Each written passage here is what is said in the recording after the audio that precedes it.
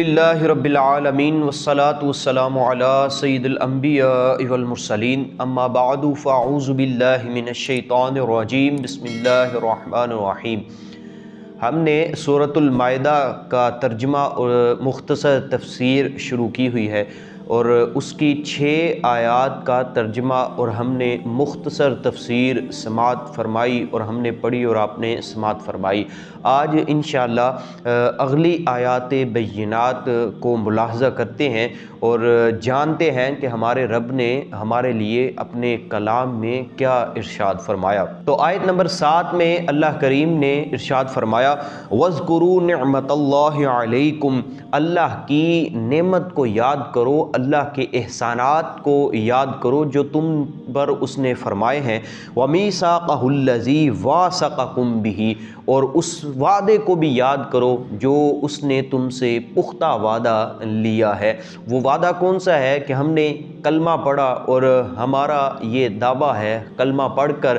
کہ ہم اللہ اور اس کے رسول کے احکامات کے سامنے سر تسلیم خم کر دیں گے اور کچھ نہیں، اللہ کے احکامات سب سے پہلے ہیں، باقی تمام دنیا کی چیزیں بعد میں ہیں۔ تو یہ وعدہ ہم نے کیا، اللہ نے ارشاد فرمایا کہ اللہ نے تم پر اتنے احسانات کیے ہیں، ان احسانات کو بھی یاد کرو اور وہ وعدے کو بھی یاد کرو جو اس نے تم سے لیا ہے کہ تم اللہ کے احکامات پر عمل کرو گے۔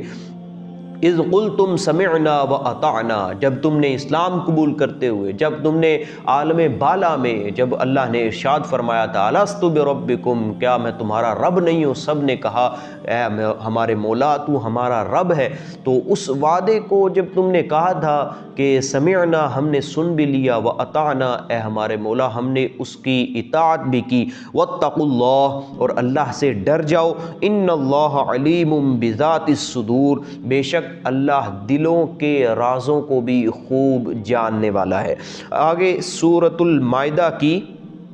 آیت نمبر 8 میں ارشاد فرمایا یا ایھا الذین آمنوا کونوا قوامین للہ شہداء بالقسط، اے ایمان والو اللہ کے لیے قائم رہنے والے بن جاؤ اور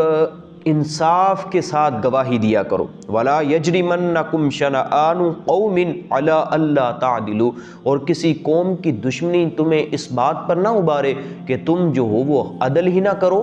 کسی قوم سے، کسی قبیلے سے، کسی گھرانے سے، کسی شخص سے اگر تمہاری دشمنی ہے تو اس کا یہ مطلب نہیں ہے کہ جب تم فیصلہ کرنے کی تمہاری باری آئی تو تم اپنے دشمن کے خلاف فیصلہ دے دو اور اس کے ساتھ دشمنی کی وجہ سے تم انصاف کا دامن بالکل چھوڑ دو۔ اللہ نے فرمایا کہ انصاف کیا کرو، انصاف کے ساتھ گواہی دو، اپنا ہو یا پرایا، عدل اور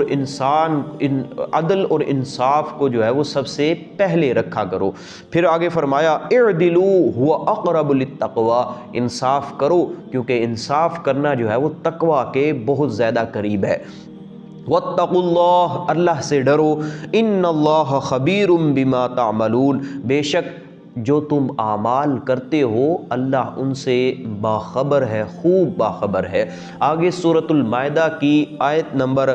9 میں اللہ کریم نے ارشاد فرمایا وعد اللہ الذین آمنوا وعملوا الصالحات، اللہ نے ان لوگوں سے، کون لوگ کہ جو ایمان لائے اور نیک اعمال کیے، اللہ کا ان سے وعدہ ہے لہم مغفرۃ واجر عظیم، کہ ان کے لیے بخشش بھی ہوگی، واجر عظیم، اور اللہ نے ان کے لیے اجر عظیم بھی تیار کر رکھا ہے۔ کن کے لیے؟ کہ جو ایمان بھی لائے اور نیک اعمال بھی کیے۔ تو صرف ایمان لے آنا اور نیک اعمال کر لینا بخشش کا باعث نہیں بنتا، اجر عظیم کا باعث نہیں بنتا، یا صرف نیک اعمال کرنا اور ایمان نہ لانا یہ بھی بخشش کا باعث نہیں بنتا، اجر عظیم کا باعث نہیں بنتا۔ اجر عظیم اور بخشش کا سبب دونوں ملا کر جو ہے وہ پھر ہی اجر عظیم اور بخشش ہمیں حاصل ہوگی، یعنی ایمان بھی لانا ہوگا اور نیک اعمال بھی کرنے ہوں گے، جب یہ دونوں کو ساتھ ملا کر ہم زندگی گزاریں گے تو اللہ کا وعدہ ہے کہ اللہ بخشش بھی فرما دے گا اور اجر عظیم بھی اپنی پاک بارگاہ سے عطا کرے گا۔ آگے سورۃ المائدہ کی آیت نمبر 10 میں اللہ کریم نے ارشاد فرمایا والذین کفروا وکذبوا بآیاتنا، وہ لوگ کہ جنہوں نے کفر کیا اور ہماری آیتوں کو جھٹلایا، اولئک اصحاب الجحیم، ان کے لیے جو ہے وہ جہنم کا عذاب ہے اور وہی دوزخی لوگ ہیں۔ پھر سورۃ المائدہ کی آیت نمبر 11 میں اللہ کریم نے ارشاد فرمایا یا ایھا الذین آمنوا اذکروا نعمت اللہ، اے ایمان والو اللہ کے احسان کو، اللہ کی نعمت کو یاد کرو، علیکم جو تم پر اس نے کی، اذ ہم قوم ان یبسطوا الیکم ایدیہم، جب ایک قوم نے یہ ارادہ فرمایا تھا کہ تمہاری طرف ہاتھ بڑھائیں، فکف ایدیہم عنکم، تو اللہ نے تم پر احسان کرتے ہوئے ان کے ہاتھوں کو تم سے روک دیا، واتقوا اللہ، اور اللہ سے ڈر جاؤ، وعلی اللہ فلیتوکل المؤمنون، اور مومنوں کو اللہ پر ہی توکل کرنا چاہیے۔ یہ آیت کا شان نزول یہ بتایا جاتا ہے کہ سرکار علی وقار صلی اللہ تعالی علیہ وسلم اور حضور کے صحابہ دوران سفر کسی جگہ آپ نے قیام فرمایا، تمام صحابہ نے ایک ایک درخت چن لیا اور اس کی چھاؤں میں جو ہے وہ آرام فرمانے لگے، اور حضور علیہ السلام نے بھی ایک درخت کے نیچے آرام فرمایا اور اپنی تلوار کو درخت کے ساتھ جو ہے وہ لٹکا دیا۔ ایک اعرابی سرکار کا دشمن نمودار ہوا، اس نے حضور کی ہی تلوار کو نکالا اور سرکار دو عالم صلی اللہ تعالی علیہ وسلم کی ذات مقدسہ پر سونپ دیا، یعنی آپ پر جو ہے وہ تلوار اٹھا لی، تو اور تلوار اٹھا کر کہنے لگا کہ یا محمد، اے محمد صلی اللہ تعالی علیہ وسلم، اب آپ کو کون بچائے گا؟ حضور نے فرمایا اللہ، مجھے تو اللہ کی ذات بچانے والا ہے۔ جب حضور نے اللہ کا نام پکارا تو ایسا رعب اس کافر پر طاری ہوا کہ اس کے ہاتھ سے تلوار چھوٹ گئی، اور سرکار دو عالم صلی اللہ تعالی علیہ وسلم نے اپنے ہاتھ مبارک سے اس تلوار کو تھام لیا اور پھر فرمایا کہ اب تمہیں مجھ سے کون بچائے گا۔ تو یہ اس کا شان نزول بھی بتایا جاتا ہے کہ اللہ نے پھر حضور کو بچا کر، سرکار کا بچنا ہمارے لیے کوئی عام نعمت نہیں، سرکار کا آنا ہمارے لیے نعمت، سرکار کا اس دنیا میں رہنا ہمارے لیے ہم پر اللہ کا احسان، سرکار کا یہاں سے چلا جانا بھی ہم پر اللہ کا احسان ہے۔ ایک جانب سے اگر دیکھا جائے تو اللہ نے سرکار کو محفوظ فرمایا اور ہم پر احسان عظیم فرمایا، تو اس احسان کو یاد دلاتے ہوئے اللہ کریم نے ارشاد فرمایا کہ اے ایمان والو اللہ کی ان نعمتوں کو یاد کرو کہ جو اس نے تم پر جو ہے وہ چھما چھم برسائی ہیں، تو اللہ پر توکل کرو، نیک اعمال کرو، برائیوں سے منع ہو جاؤ اور کفر کے خلاف اپنے سینے چوڑے کرو، کیونکہ اللہ پر جب تم توکل رکھو گے تو اللہ جو تمہیں بچا لے گا ہر آفت سے، ہر مصیبت سے، ہر دکھ سے، ہر درد سے۔ تو سورۃ المائدہ کی آیت نمبر 12 میں اللہ کریم نے پھر ارشاد فرمایا وَلَقَدْ أَخَذَ اللَّهُ مِيثَاقَ بَنِي إِسْرَائِيلَ، پیچھے ارشاد فرمایا نا کہ اللہ نے تم سے وہ پختہ وعدہ لیا، اس نعمت کو یاد کرو، اللہ نے تم سے جو وعدہ کیا تھا اس کو یاد کرو۔ اس آیت میں اللہ کریم پچھلی قوموں سے بھی جو وعدے لیے تھے ان کے بارے میں تذکرہ فرما رہے ہیں کہ وَلَقَدْ أَخَذَ اللَّهُ مِيثَاقَ بَنِي إِسْرَائِيلَ، اللہ نے بنی اسرائیل سے بھی پختہ وعدہ لیا تھا، وَبَعَثْنَا مِنْهُمُ اثْنَيْ عَشَرَ نَقِيبًا، اور اللہ نے فرمایا کہ ہم نے ان کے درمیان 12 نقیب مقرر کر لیے۔ نقیب جو وہ ہوتا ہے کہ جو اپنی قوم سے باخبر ہوتا ہے اور ان کی بہتری اور برتری کا ذمہ دار ہوتا ہے۔ تو بنی اسرائیل میں حضرت موسیٰ علیہ السلام کی قوم جو تھی تو 12 قبیلے تھے، تو 12 نقیب جو ہے وہ مقرر کر لیے کہ یہ اس قوم کے جو ہے وہ رکھوالی ہوں گے، ان کی جو ہے وہ ان پر نظر رکھیں گے کہ ان میں سے اللہ کو پکارنے والا کون ہے، اور کون ہے کہ جو صرف اوپر سے ہی پکار رہا ہے اور بیچ سے یعنی اندر سے جو ہے وہ اللہ کا انکار کرنے والا ہے۔ اس طرح کی اور کئی ان کے اعمال پر نظر رکھتے اور